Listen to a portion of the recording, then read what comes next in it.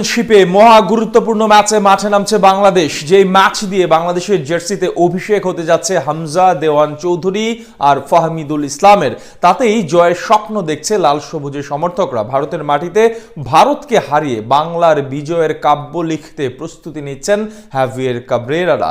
যদিও এই স্বপ্নটা আকাশ কুসুম কল্পনা মনে হলেও 3 কারণে ভারতের চেয়ে এগিয়ে থাকবে বাংলাদেশ। কোন সেই 3 কারণ, সেখানে ভারতকে হারানোর স্বপ্ন দেখছে কাভেরা, তা নিয়ে জানবো রিপোর্টে।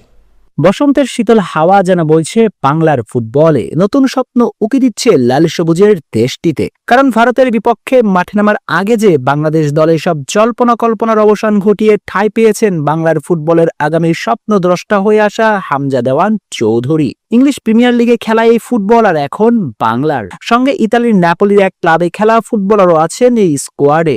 সঙ্গত কারণে আগামী 25 মার্চ ভারতের বিপক্ষে ম্যাচে জয়ের স্বপ্ন দেখতেই পারে বাংলার ফুটবল সমর্থকরা। হ্যাঁ, আপনার কাছে মনে হতেই পারে বর্তমান সাফ চ্যাম্পিয়নদের তাদেরই মাটিতে হারানোর স্বপ্ন আকাশ কুসুম কল্পনার মতো। না, এটা আকাশ কুসুম কল্পনা নয়, বরং মাঠের ফুটবলে ভারতকে হারানোর সক্ষমতা রয়েছে মুর্সা আলিমদের। মূলত 3টি কারণে ভারতকে ভারতের মাটিতে হারানোর সক্ষমতা রাখে বাংলাদেশ জাতীয় ফুটবল দল। প্রথমত, ভারতের বিপক্ষে মুখোমুখি লড়াইয়ে একটিতে পরাজয় বরণ করলেও অপরটিতে করেছিল ড্র, সেটা আবার ভারতের মাটিতে ঐতিহাসিক সল্ট লেকে। সেদিন বাংলার ছেলে জামালে যেন স্তব্ধ হয়ে পড়েছিল পুরো সল্ট লেকের গ্যালারি। তাই সে ম্যাচে অনুপ্রেরণা কাজে আসবে বাংলাদেশ ফুটবল দলের জন্য।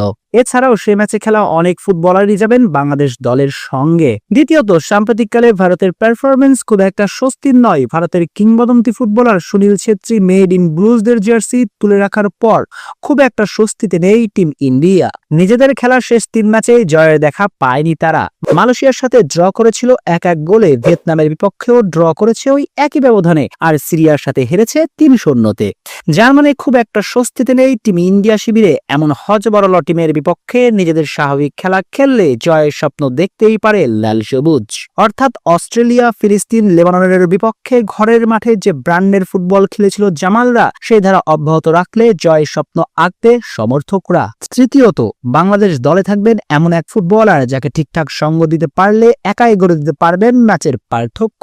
নামটা সবারই জানা, বাংলার ছেলে হামজা। শেফিল্ড ইউনাইটেডের এই ফুটবলারকে সামাল দিতে বেসামাল হয়ে পড়বেন টিম ইন্ডিয়ার ফুটবলাররা, আর তখনই স্পেস পেয়ে যাবে মুরসালিন হৃদয়রা। আর সেই স্পেসের সুযোগগুলো ঠিকঠাক কাজে লাগাতে পারলে নিশ্চিত জয় হতে পারে লাল সবুজের। যদিও ক্যাভরেরার দলের মেন সমস্যা ফিনিশিং নিয়ে। অস্ট্রেলিয়া, লেবাননের বিপক্ষে ফিনিশিং এর অভাবেই ঢুকেছে বাংলাদেশ, কিন্তু সেই ফিনিশারের অভাব পূরণ করতে ইতালি থেকে আসছে ফাহমিদুল, যিনি কিনা